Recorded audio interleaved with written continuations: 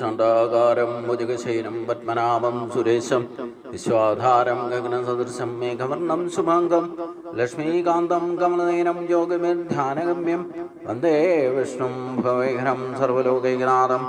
ഓം നമോ ഭഗവതേ വാസുദേവായ. നമോ ഭഗവതേ വാസുദേവായ. ഓം ശ്രീകൃഷ്ണായ പരബ്രഹ്മണേ നമ. എല്ലാ സജ്ജനങ്ങൾക്കും ഗുരുവായൂരപ്പൻ്റെ നാമത്തിൽ സാഷ്ടാംഗ പ്രണാമം. ശ്രീകൃഷ്ണ ചരിതാമൃതത്തിൽ ദ്രൗപദി കൃഷ്ണൻ്റെ റാണിമാരെ കാണുന്ന രംഗങ്ങളാണ് നമ്മൾ കണ്ടുകൊണ്ടിരിക്കുന്നത്. അടുത്ത ഊഴം സത്യയുടേതായിരുന്നു. അവൾ ദ്രൗപദിയോട് പറഞ്ഞു, പ്രിയപ്പെട്ട ദ്രൗപദി, എൻ്റെ പിതാവ് എൻ്റെ സ്വയംവരത്തിനായിക്കൊണ്ട് ഒരു സമ്മേളനം വിളിച്ചുകൂട്ടി. താല്പര്യമുള്ള വരന്മാരുടെ ധീരതയും ശക്തിയും പരീക്ഷിക്കാനായി ഓരോരുത്തരും നീണ്ട സർപ്പതുല്യമായ കൊമ്പുകളോടുകൂടിയ അത്യന്തം ഭീകരമായ 7 കാളകളോട് ഏറ്റുമുട്ടണമെന്ന് എൻ്റെ പിതാവ് വ്യവസ്ഥ വച്ചു. ധീരന്മാരായിട്ടുള്ള അനേകം വരന്മാർ കാളകളെ തോൽപ്പിക്കുവാൻ നോക്കി. നിർഭാഗ്യവശാൽ അവരെല്ലാം ശക്തമായ അടിയേറ്റ് തോറ്റ് ആസക്തശക്തരായിട്ട് സ്വഗ്രഹങ്ങളിലേക്ക് തന്നെ മടങ്ങി. ഭഗവാൻ കൃഷ്ണൻ കാളകളോട് ഏറ്റുമുട്ടിയപ്പോൾ അദ്ദേഹത്തിന് അവ വെറും കളിപ്പാട്ടങ്ങൾ മാത്രമായിരുന്നു. അദ്ദേഹം അവയെ പിടികൂടി ഓരോന്നിനും മൂക്ക് കയറിട്ടു. അങ്ങനെ അദ്ദേഹത്തിൻ്റെ വരുതിയിലായി. ആട്ടിൻകുട്ടികൾ ശിശുക്കളുടെ നിയന്ത്രണത്തിൽപ്പെട്ടതുപോലെ ഈ കാളകളെ നിയന്ത്രിക്കാൻ സാധിച്ചു. എൻ്റെ പിതാവിന് അത്യന്തം സന്തോഷമായി. അനേകം സൈന്യവിഭാഗങ്ങളും കുതിരകളും രഥങ്ങളും അനേക ആനകളും ഒപ്പം 100 കണക്കിന് ദാസിമാരെയും സ്ത്രീധനമായിട്ട് നൽകി അത്യാഡംബരപൂർവ്വം എന്നെ അദ്ദേഹത്തിന് വിവാഹം ചെയ്തു കൊടുത്തു. ഇപ്രകാരം ഭഗവാൻ കൃഷ്ണൻ എന്നെ തലസ്ഥാന നഗരമായ ദ്വാരകയിൽ കൊണ്ടുവന്നു. വഴിക്ക് വെച്ച് പല രാജാക്കന്മാരും അദ്ദേഹത്തെ ആക്രമിച്ചു. ഭഗവാൻ കൃഷ്ണൻ അവരെയൊക്കെ പരാജയപ്പെടുത്തി. അങ്ങനെ ഒരു ദാസിയെപ്പോലെ അദ്ദേഹത്തിൻ്റെ പാദപത്മങ്ങളെ പരിചരിക്കാനുള്ള വിശേഷ അവകാശം എനിക്ക് ലഭിക്കുകയും ചെയ്തു. തുടർന്ന് സംസാരിച്ചു തുടങ്ങിയത് ഭദ്രയാണ്. അവൾ പറഞ്ഞു, പ്രിയപ്പെട്ട ദ്രൗപദി, ഭഗവാൻ കൃഷ്ണൻ എൻ്റെ മാതുലപുത്രനാണ്. ഭാഗ്യവശാൽ ഞാൻ അദ്ദേഹത്തിൻ്റെ പാതാരവിന്ദങ്ങളിൽ ആകർഷയായി. എൻ്റെ വികാരങ്ങൾ മനസ്സിലാക്കിയ പിതാവ് വിവാഹത്തിന് വേണ്ട ഒരുക്കങ്ങൾ ചെയ്തു. എന്നെ വിവാഹം കഴിച്ചു കൊടുക്കാനായിക്കൊണ്ട് ഭഗവാൻ കൃഷ്ണനെ ക്ഷണിച്ചു വരുത്തി. ഒരക്ഷൗഹിണി സൈന്യവും അനേകം ദാസികളെയും മറ്റ് പരിച്ഛദങ്ങളും സ്ത്രീധനമായിട്ട് നൽകി. തുടർന്നുള്ള ജന്മങ്ങളിലും ഭഗവാൻ കൃഷ്ണൻ്റെ ശരണം ലഭിക്കുമോ എന്ന് എനിക്ക് അറിയില്ല. എന്നാൽ എൻ്റെ ഇനിയുള്ള ജന്മങ്ങൾ എവിടെ ആയിരുന്നാലും അദ്ദേഹത്തിൻ്റെ പാദപത്മങ്ങളുമായുള്ള ബന്ധം മറക്കാനിടയാകരുതേ എന്നാണ് എപ്പോഴും എൻ്റെ പ്രാർത്ഥന. അപ്പോൾ ലക്ഷ്മണ പറഞ്ഞു, പ്രിയപ്പെട്ട റാണി, നാരദ മഹർഷി കൃഷ്ണൻ്റെ ലീലാവിലാസങ്ങളെ പ്രകീർത്തിക്കുന്നത് പലതവണ ഞാൻ കേട്ടിട്ടുണ്ട്. സൗഭാഗ്യദേവതയായ ലക്ഷ്മിയും കൃഷ്ണൻ്റെ പാതാരവിന്ദങ്ങളിൽ ആകർഷ്ടയായിരുന്നു എന്ന് നാരദനിൽ നിന്ന് കേട്ടപ്പോൾ ഞാൻ അദ്ദേഹത്തിൻ്റെ പാദപത്മങ്ങളിലേക്ക് ആകർഷിക്കപ്പെട്ടു. അതിനുശേഷം എപ്പോഴും ഞാൻ അദ്ദേഹത്തെക്കുറിച്ചാണ് ചിന്തിച്ചിരുന്നത്. അങ്ങനെ അദ്ദേഹത്തിലേക്ക് എനിക്കുള്ള ആകർഷണം വർദ്ധിച്ചു. പ്രിയപ്പെട്ട റാണി, എൻ്റെ പിതാവിന് എന്നോട് വലിയ വാത്സല്യമായിരുന്നു. ഞാൻ കൃഷ്ണനിൽ ആകർഷ്ടയാണെന്നറിഞ്ഞപ്പോൾ അദ്ദേഹം ഒരു പദ്ധതി ആസൂത്രണം ചെയ്തു. അവിടുത്തെ പിതാവ് ആസൂത്രണം ചെയ്തതുപോലെ ഒരു പദ്ധതിയായിരുന്നു എൻ്റെ പിതാവിൻ്റേതും. സ്വയംവര സമയത്ത് തൽപരരായ വരന്മാർ അമ്പെയ്ത് ഒരു മത്സ്യത്തിൻ്റെ കണ്ണു തുളയ്ക്കണം. നിങ്ങളുടെ സ്വയംവരത്തിൽ വ്യക്തമായി കാണാവുന്ന വിധം മച്ചിൽ നിന്നും നേരെ തൂങ്ങിക്കിടക്കുകയായിരുന്നു മത്സ്യം. എൻ്റെ സ്വയംവരത്തിൽ മത്സ്യത്തെ ഒരു വസ്ത്രം കൊണ്ട് മൂടിയിരുന്നതിനാൽ ഒരു കുടം വെള്ളത്തിൽ അതിൻ്റെ പ്രതിബിംബം മാത്രമേ കാണാൻ കഴിഞ്ഞിരുന്നുള്ളൂ. നിങ്ങളുടെയും എൻ്റെയും സ്വയംവരങ്ങളിൽ മത്സരത്തിൻ്റെ രീതിയിൽ ഇങ്ങനെയൊരു വ്യത്യാസമുണ്ടായിരുന്നു എന്ന് മാത്രം. അതായിരുന്നു എൻ്റെ സ്വയംവരത്തിൻ്റെ സവിശേഷ സംഭവം. ഈ സൂത്രവിദ്യയെക്കുറിച്ചുള്ള വാർത്ത ലോകമെങ്ങും പരന്നു. ഇത് കേട്ട നാനാദിക്കുകളിൽ നിന്നും രാജാക്കന്മാർ പടച്ചട്ടയടിഞ്ഞ് സൈനിക ശിഷ്യകന്മാരാൽ അനീതിതരായിക്കൊണ്ട് തൻ്റെ പിതാവിൻ്റെ തലസ്ഥാനത്ത് നഗരിയിലെത്തി. എല്ലാവരും എന്നെ വിവാഹം കഴിക്കാൻ ആഗ്രഹിച്ചിരുന്നു. ഓരോരുത്തരായിട്ട് മത്സ്യത്തെ വേദിക്കാൻ വെച്ചിരുന്ന വില്ലും അമ്പും ഉയർത്തി പലർക്കും വില്ല് കുലയ്ക്കാൻ പോലും സാധിച്ചില്ല. വില്ല് അതേപടി വച്ചിട്ട് അവർ മടങ്ങിപ്പോയി. ചിലർ വിൽത്തടിയുടെ ഒരറ്റത്ത് ഞാൻ ബന്ധിച്ചു. എന്നാൽ അത് വലിച്ച് മറ്റേ അറ്റത്ത് ബന്ധിക്കാൻ അവർക്ക് സാധിച്ചില്ല. മാത്രമല്ല, ആ ഉദ്യമത്തിൽ വളഞ്ഞ വില്ലിൻ്റെ അടിയേറ്റ് അവർ പെട്ടെന്ന് വീണുപോകുകയും ചെയ്തു. പ്രിയപ്പെട്ട റാണി, എൻ്റെ സ്വയംവര സദസ്സിൽ പ്രസിദ്ധരായ അനേകം രാജാക്കന്മാരും വീരനായകന്മാരും സന്നിഹിതരായിരുന്നു എന്നറിഞ്ഞപ്പോൾ നിങ്ങൾ അത്ഭുതപ്പെട്ടു പോകും. ജരാസന്ധൻ, അംബഷ്ടൻ, ശിശുപാലൻ, ഭീമസേനൻ, ദുര്യോധനൻ, കർണൻ തുടങ്ങി വീരനായകന്മാരൊക്കെ വില്ല് കുലയ്ക്കാൻ കഴിഞ്ഞു. പക്ഷെ മത്സ്യത്തെ ഭേദിക്കാൻ കഴിഞ്ഞില്ല. കാരണം അത് മൂടപ്പെട്ടിരുന്നതിനാൽ പ്രതിബിംബത്തിൽ നിന്ന് അതിനെ കണ്ടുപിടിക്കാൻ അവർക്കായില്ല. പാണ്ഡവരിലെ പുകൾപ്പെട്ട വീരനായകർ അർജുനന് മത്സ്യത്തിൻ്റെ പ്രതിബിംബം കാണാൻ കഴിഞ്ഞു. വളരെ പണിപ്പെട്ട് മത്സ്യത്തിൻ്റെ സ്ഥാനം നിർണ്ണയിക്കാനായെങ്കിലും ശരിയായ സ്ഥാനത്ത് മത്സ്യത്തെ ഭേദിക്കാൻ അദ്ദേഹത്തിനും കഴിഞ്ഞില്ല. അദ്ദേഹത്തിൻ്റെ അമ്പ് മത്സ്യത്തെ സ്പർശിക്കുക എങ്കിലും ചെയ്തു. അങ്ങനെ മറ്റ് രാജാക്കന്മാരെക്കാൾ കേമനാണ് താനെന്ന് തെളിയിക്കാൻ കഴിഞ്ഞു. ലക്ഷ്യം ഭേദിക്കാൻ ശ്രമിച്ച രാജാക്കന്മാർ മുഴുവൻ കബളിക്കപ്പെട്ടതിനാൽ നിരാശരായി തീർന്നു. ചില വിദൂകാംക്ഷികൾ ഒന്ന് ശ്രമിച്ചു നോക്കുക പോലും ചെയ്യാതെ സ്ഥലം വിട്ടു. എന്നാൽ അവസാനം ഭഗവാൻ കൃഷ്ണൻ വില്ല് കയ്യിലെടുത്ത് ഒരു ശിശു കളിപ്പാട്ടം കൊണ്ട് കളിക്കുന്നത് പോലെ അത് അനായാസം കുലച്ചു. ഒരേ ഒരു തവണ മാത്രം ജലത്തിൽ മത്സ്യത്തിൽ പ്രതിബിംബത്തെ നോക്കിയിട്ട് അദ്ദേഹം അമ്പ് തൊടുത്തു. തൽക്ഷണം മുറിവേറ്റ മത്സ്യം താഴെ വീണു. ഭഗവാൻ കൃഷ്ണൻ ഈ വിജയം നേടിയത് ഉച്ച സമയത്താണ്. ജ്യോതിശാസ്ത്രപരമായിട്ട് മംഗളകരമെന്ന് കരുതുന്ന അഭിജിത്ത് എന്ന മുഹൂർത്തത്തിൽ ആ സമയത്ത് ലോകമെങ്കും ജയ ജയ ശബ്ദം മുഴങ്ങി. ആകാശത്ത് നിന്നും സ്വർഗവാസികളുടെ പെരുമ്പറയുടെ ശബ്ദം കേട്ടു. ദേവന്മാർക്കും സന്തോഷം കരകവിഞ്ഞൊഴുകി. അവർ ഭൂമിയിൽ പുഷ്പവൃഷ്ടി നടത്തി. ആ സമയത്ത് ഒരു മത്സരവേദിയിൽ പ്രവേശിച്ച് നടന്നു നീങ്ങിയപ്പോൾ എൻ്റെ കാൽച്ചിലങ്കുകൾ മഞ്ജുനാഥം പൊഴിഞ്ഞു. ഞാൻ പട്ടാമ്പരം ധരിച്ച് മുടിയിൽ ഒരു പൂ ചൂടിയിരുന്നു. ഭഗവാൻ കൃഷ്ണൻ്റെ വിജയത്തിൽ ഞാൻ ആഹ്ലാദമത്തയായി ഹൃദ്യമായി പുഞ്ചിരിച്ചു. രത്നഖചിതവും ഇടയ്ക്കിടെ വെട്ടിത്തിളങ്ങുന്നതുമായ ഒരു സ്വർണ്ണഹാരം എൻ്റെ കയ്യിലുണ്ടായിരുന്നു. പലതരം കർണാഭരണങ്ങളിൽ നിന്ന് പ്രതിഫലനം മൂലം തിളങ്ങുന്ന മിനുമിനുക്കത്തോടുകൂടിയ എൻ്റെ മുഖം മുടിച്ചുരുകൾ കൊണ്ട് വലയം ചെയ്തിരുന്നു. ഞാൻ കണ്ണു ചിമ്മി. സന്നിഹിതരായ രാജാക്കന്മാരെയാണ് ഞാൻ ആദ്യം നിരീക്ഷിച്ചത്. തുടർന്ന് ഞാൻ എൻ്റെ ഭഗവാന്റെ അടുത്തെത്തിയപ്പോൾ സാവധാനം ആ സ്വർണ്ണഹാരം ഭഗവാന്റെ ഖണ്ഡത്തിൽ അർപ്പിച്ചു. നേരത്തെ പറഞ്ഞതുപോലെ ആദ്യം മുതൽ തന്നെ എൻ്റെ മനസ്സ് ഭഗവാൻ കൃഷ്ണനിൽ ആകർഷകമായിരുന്നു. അതിനാൽ ഭഗവാന് മാലയിട്ടത് എൻ്റെ വമ്പിച്ച വിജയമായി ഞാൻ കണക്കാക്കി.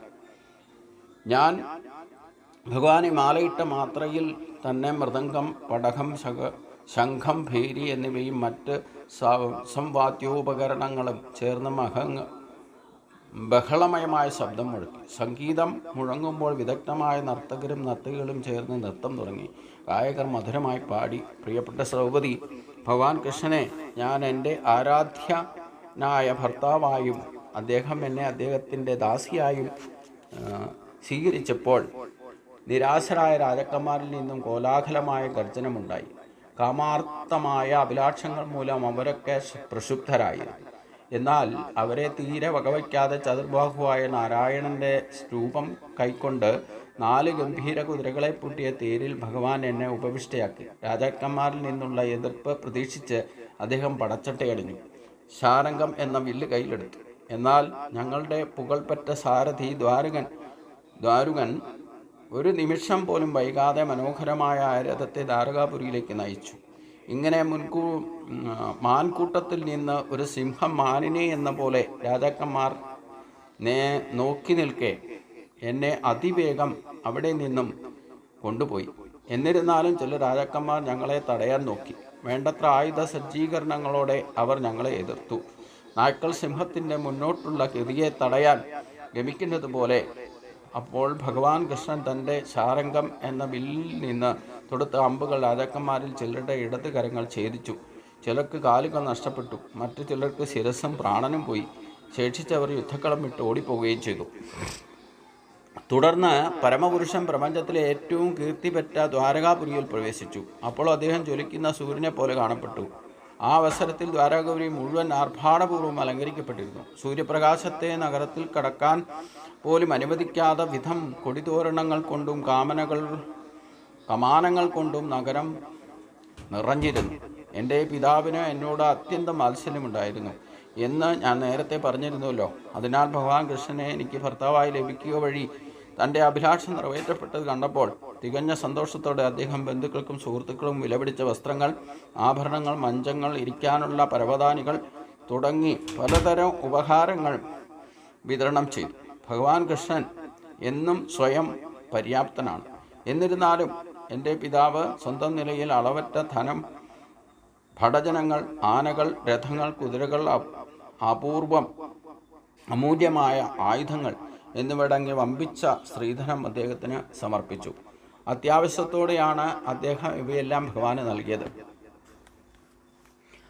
ആവേശത്തോടെയാണ് അദ്ദേഹം ഇതെല്ലാം ഭഗവാന് നൽകിയത്. പ്രിയപ്പെട്ട റാണി, അപ്പോൾ ഞാൻ എൻ്റെ പൂർവ്വജന്മത്തിൽ അത്ഭുതകരമായ പുണ്യകർമ്മങ്ങൾ അനുഷ്ഠിച്ചുണ്ടാകുമെന്ന്, അതിൻ്റെ ഫലമായിട്ട് ഈ ജീവിതത്തിൽ പരമപുരുഷൻ്റെ ഭവനത്തിലെ ദാസിമാരിൽ ഒരുവളായി തീരാൻ എനിക്ക് സാധിച്ചു എന്നും ഞാൻ അനുമാനിച്ചു. ഭഗവാൻ കൃഷ്ണൻ്റെ പ്രമുഖ ഭക്തിമാരൊക്കെ സംസാരിച്ചു കഴിഞ്ഞപ്പോൾ മറ്റു 16,000 റാണിമാരുടെയും പ്രതിനിധികളായിട്ട് രോഹിണി തങ്ങൾ കൃഷ്ണൻ്റെ ഭാര്യയായി തീരാനിടയായ സംഭവം വിവരിക്കാൻ തുടങ്ങി. ഇവിടെ ഈ റാണിമാരുമായിട്ട്, പ്രധാനപ്പെട്ട റാണിമാരുമായിട്ട് ദ്രൗപദി സംസാരിക്കുന്നതിൽ നിന്ന് ഇതുകൂടാതെ ഇത് 8 പേരാണ്. അതുകൂടാതെ 16,100 പേര് ആ അസുരൻ്റെ കാരാഗ്രഹത്തിൽ നിന്ന് രക്ഷപ്പെടുത്തി കൊണ്ടുപോകുന്നവരുമുണ്ട്. അവരെപ്പറ്റി ഒരു പ്രതിനിധി എന്നോണം രോഹിണി, അതിൽ പ്രമുഖയായ രോഹിണിയാണ് ഇതേപ്പറ്റി പറയുന്നത് എന്ന് ഇവിടെ വിവരിക്കുകയുണ്ടായി. ഇതിൽ നിന്നാണ് നമ്മളെല്ലാം പ്രധാനമായിട്ട് മനസ്സിലാക്കേണ്ടത്, നമ്മൾ ഭഗവാന്റെ കൃഷ്ണ അവബോധത്തോടെ ജീവിക്കുന്ന ഏതൊരു മനുഷ്യനും ഏതൊക്കെ തരത്തിലുള്ള നിസാരങ്ങളിൽ നിസാരമായിട്ടുള്ള ഇഷ്ടങ്ങളും ഇച്ഛകളും നമ്മൾ വച്ചിട്ടുണ്ടെങ്കിൽ അത് ഒരേ ജന്മത്തിൽ ഇല്ലെങ്കിൽ അനേക ജന്മങ്ങളിലൂടെ ആയിരിക്കും ഈശ്വരൻ സാധിപ്പിക്കുക. എന്നെങ്കിലും എപ്പോഴെങ്കിലും ആത്മാർത്ഥമായിട്ട് ഭഗവാനോട് നിങ്ങൾ എന്തെങ്കിലും ഒരു ആഗ്രഹം മനസ്സിൽ സൂക്ഷിച്ചാൽ മതി. മനസ്സെന്ന് പറയുന്നത് തന്നെ ഭഗവാന്റെ വിഭൂതിയാണെന്ന് ഗീതയിൽ പറയുന്നുണ്ട്. അപ്പം ഇച്ഛാശക്തി എന്ന് പറയുന്നത് ഭഗവാൻ തന്നെ ജന്മമെടുക്കുന്നത് ഭഗവാന്റെ ഇച്ഛയനുസരിച്ച് കൊണ്ടാണ്. അതേപോലെ നമ്മുടെ കർമ്മബന്ധനങ്ങളാൽ നമുക്ക് നൽകുന്ന ജന്മങ്ങളും ഭഗവാന്റെ ഇച്ഛയനുസരിച്ച് കൊണ്ടാണ്. ഭഗവാൻ ഇച്ഛയനുസരിച്ചുകൊണ്ടാണ് ദുർജനങ്ങളെ ഇല്ലാതെയാക്കാൻ ജനിക്കുന്നതെന്ന് പറഞ്ഞു. വിവിധ രൂപത്തിലും ഭാവത്തിലും നാമരൂപങ്ങളിലും ഒക്കെ ഭഗവാൻ അവതരിക്കുന്നു എന്ന് പറഞ്ഞു. ഇതേപോലെ തന്നെ ഭഗവാന്റെ ഇച്ഛ അനുസരിച്ച് മാത്രമേ ഈ അനേക കോടി ജീവജാലങ്ങൾ ഈ പ്രപഞ്ചത്തിൽ സൃഷ്ടിക്കപ്പെടുന്നതും അത് നിലനിൽക്കുന്നതും അതിനെ പരിപാലിക്കുന്നതും അതിനെ സംഹരിക്കുന്നതും എല്ലാം തന്നെ എന്ത് ആക്ഷൻ ഈ പ്രപഞ്ചത്തിൽ നടക്കുന്നുണ്ടോ അതെല്ലാം ഭഗവാന്റെ ഇച്ഛ അനുസരിച്ച് കൊണ്ടാണ്.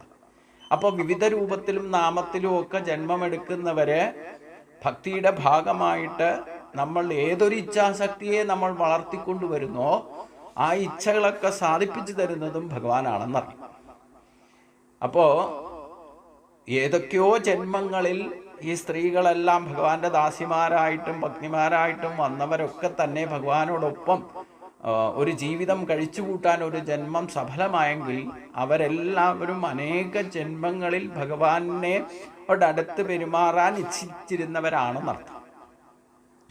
അപ്പൊ പലവിധ പരീക്ഷണങ്ങളും നടത്തിയിട്ടും ഭഗവാനെ തന്നെ നനച്ചിരുന്ന സ്ത്രീകൾക്ക് ഈ ജന്മത്തിലാണെങ്കിലും ഭഗവാനെ ഭർത്താവായിട്ട് ലഭിക്കുന്നതിനുള്ള പല പരീക്ഷണങ്ങൾ കടന്നിട്ടാണ് അവരെത്തിയതെങ്കിലും അവിടെ എല്ലാ അടിസ്ഥാനം ഇച്ഛാശക്തി, ക്രിയാശക്തിയാണ്.